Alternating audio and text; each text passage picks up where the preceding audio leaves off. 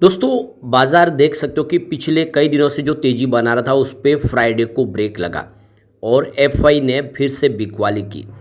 अब आगे की क्या संभावना बन रही है बाजार को लेकर? क्या बाजार बॉटम बना चुका है और यहाँ से एक अच्छी तेजी बनेगी या अभी भी बाजार में पेन बाकी है?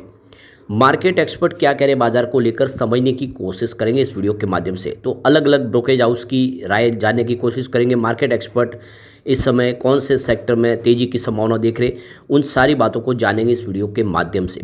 लेकिन फ्रेंड्स, उससे पहले अगर आप पहली बार हमारे चैनल पे आए तो चैनल को सब्सक्राइब कर दीजिए, एक बेल आइकॉन दबा दीजिए ताकि जब भी नया वीडियो बने पहला नोटिफिकेशन आपको मिले। वीडियो पसंद आए तो लाइक से जरूर कीजिए। चलो फ्रेंड्स, वीडियो स्टार्ट करते हैं। मैं हूं आपका दोस्त एस.बी. दवे और हमारे अपने चैनल ऑनलाइन कमाई में आपका बहुत बहुत स्वागत है।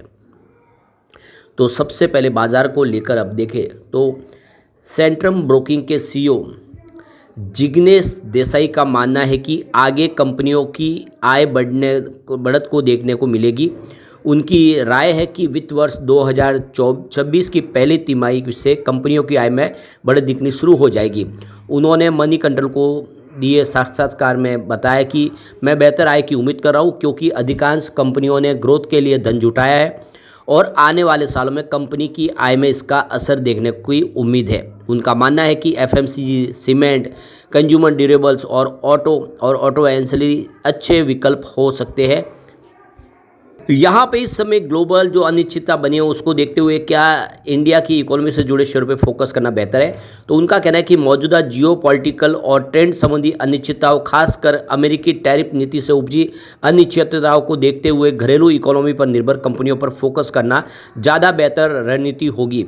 करों में कटौती, खाने पीने की चीज़ों की महंगाई घटने और आरबीआई द्वारा दरों में कटौती से भारत की खपत में सुधार की संभावना है। टैरिफ वॉर के चलते पैदा हुए तनाव के बीच घरेलू इकोनॉमी पर निर्भर स्टॉक ज़्यादा बेहतर दिख रहे हैं। तो क्या हमें टेक्नोलॉजी शेयरों से दूर रहना चाहिए? नहीं, टेक्नोलॉजी शेयरों को नज़रअंदाज नहीं किया जाना चाहिए। हालांकि घरेलू इकोनॉमी पर निर्भर शेयरों में फोकस करना चाहिए, लेकिन टेक्नोलॉजी विशेष रूप से आईटी और सर्विसेज से जुड़े शेयरों में मजबूती बनी हुई है। ये सेक्टर भारत के निर्यात में महत्वपूर्ण योगदान करते हैं। इन सेक्टर में बीएफएसआई जैसे वर्टिकल हरियाली देखने को मिल रही है। साथ ही आर्टिफिशियल इंटेलिजेंस आधारित सोल्यूशनों से भारतीय कंपनियों की ग्रोथ अगली लहरों को बढ़ावा मिलने की उम्मीद है। इसके साथ ही हम भारतीय आईटी कंपनियों का वैल्यूएशन इस समय काफ़ी अच्छा समझ रहे हैं।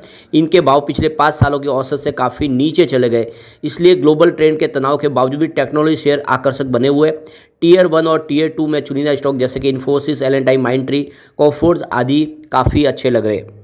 तो इस समय बाजार में कौन से पोर्टफोलियो में शेयर शामिल होने चाहिए? तो FMCG, cement, consumer durables, auto और एंसिलरी जैसे अच्छे दाव साबित हो सकते हैं। इन सेक्टरों को कर कटौती के साथ साथ महंगाई में कमी का फायदा मिलेगा। इसके अलावा इंफ्रास्ट्रक्चर जिसमें सड़क, रिन्यूएबल एनर्जी, बंदरगाह, शहरी विकास पर लगातार हो रहे सरकारी निवेश से विकास, रोजगार और बेहतर लॉजिस्टिक को बढ़ावा मिलेगा। चूँकि बीएफएसआई सेक्टर घरेलू इकोनॉमी पर ज़्यादा निर्भर होता है, इसलिए इस सेक्टर को ग्लोबल अनिश्चितताओं से जोखिम नहीं है। इस समय बीएफएसआई शेयरों का वैल्यूएशन भी काफ़ी अच्छा हो गया है। यह सेक्टर आने वाले वर्षों में अच्छा प्रदर्शन करेगा। तो क्या बाजार अपने बॉटम पे पहुंच चुका है? और पहुंच चुका है तो आगे रिकॉर्ड हाई की क्या उम्मीद है? तो बाजार संभवन अपने निचले स्तर पर पहुंच चुका है या हम निचले स्तर के करीब है, क्योंकि ट्रम्प के टैरिफ को लेकर डर थोड़ा कम हुआ है। अभी के लिए एक नए रिकॉर्ड हाई में बारे में सोचना थोड़ी दूर की कौड़ी लग रही है, लेकिन उपभोक्ता मांग में बढ़त, आरबीआई द्वारा आगे दरों में कटौती की उम्मीद, महंगाई में कमी और आगे बेहतर कॉर्पोरेट आय की संभावना फैक्ट कारक बाजार में तेजी ला सकते हैं। हमें उम्मीद है कि वित्त वर्ष 2024 में अर्निंग वैल्यूएशन के बराबर हो जाएगी और बाजार स्थिरता आता हुई दिखाई देगी। तो बाजार को लेकर सेंट्रम ब्रोकिंग की तरफ से काफ़ी अच्छी बातें कही गई। दूसरी तरफ आईसीआईसीआई सिक्योरिटीज़ की तरफ से भी बाजार को लेकर अपनी राय रखी गई है। उनका कहना है कि निफ्टी के लिए 24,200 का स्तर मुमकिन दिखाई दे रहा है।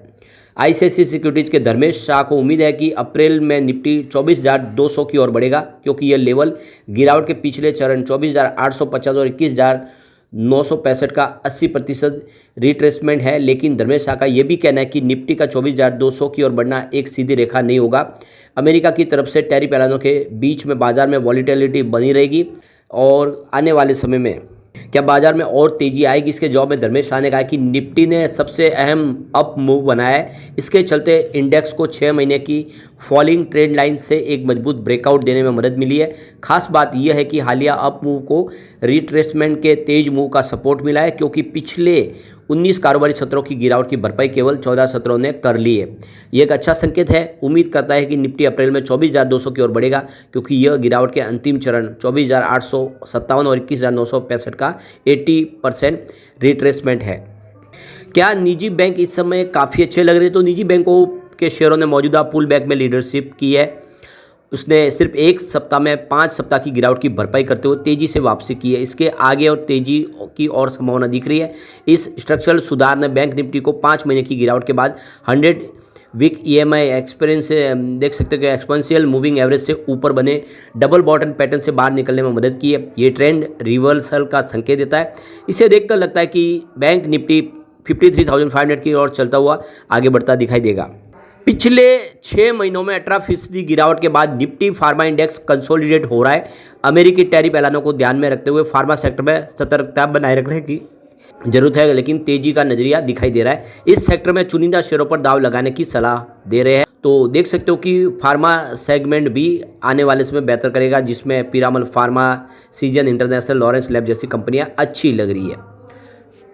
तो 28 मार्च को उठापटक भरे कारोबारी सत्र में भारतीय इक्विटी इंडेक्स कमजोरी के साथ बंद हुए। कारोबारी सत्र के अंत में 191 अंक यानी 0.25% की गिरावट देखने को मिली। सेंसेक्स में जो 77,414 के स्तर पे और निफ्टी 72 पॉइंट की गिरावट के साथ 23,519 पर क्लोजिंग दी है। वीकली बेसिस पर देखें तो IT शेयरों की लीडरशिप में बाजार लगातार दूसरे सप्ताह तेजी देखने को मिली है। फाइनेंशियल शेयरों में भी अच्छी तेजी देखने को मिली है। बैंक निफ्टी करीब 2% बंद होकर लीड लेके बंद हुआ है, लेकिन मिड कैप का जो प्रदर्शन है तो काफ़ी कमजोर रहा है।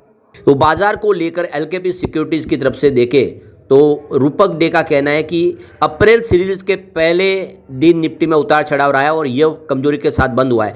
जब से निफ्टी ने 23,800 के पिछले स्विंग के आसपास हाई बनाया तब से इंडेक्स मजबूत हो रहा है। आगे चलकर 23,400 के निफ्टी के लिए तत्काल सपोर्ट के रूप में काम कर सकता है। 23,400 के नीचे गिरावट की तो निफ्टी 23,200 की ओर जाते हुए दिखाई देगा। यह अगला बड़ा सपोर्ट होगा। कोटक सिक्योरिटीज के रिसर्च हेड श्रीकांत चौहान का कहना है कि भारतीय इक्विटी बाजारों का साप्ताहिक प्रदर्शन मिला जुला रहा है। निफ्टी और सेंसेक्स में मामूली साप्ताहिक बढ़त देखने को मिली है। BSE मिड कैप और स्मॉल कैप इंडेक्सों से अच्छा प्रदर्शन नहीं किया है। भारतीय बाजारों में विदेशी निवेशकों की सकारात्मक भावना बनी रही है। पिछले कई महीनों से लगातार बिकवाली के बाद पिछले कुछ दिनों में FI ने नेट बायर रहे और काफ़ी अच्छी खरीदारी की है। फिलहाल ग्लोबल मार्केट में टैरिफ वॉर का साया हावी हो सकता है।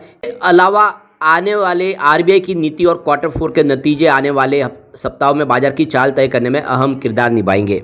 रेलिगियर ब्रोकिंग के अजित मिश्रा का कहना है कि निवेशक बाजार के अगले निर्णायक कदम के लिए नए ट्रिगर्स का इंतजार कर रहे हैं। टैरिफ वार्ता को लेकर बनी अनिश्चितता बाजार की बढ़त को सीमित कर रही है।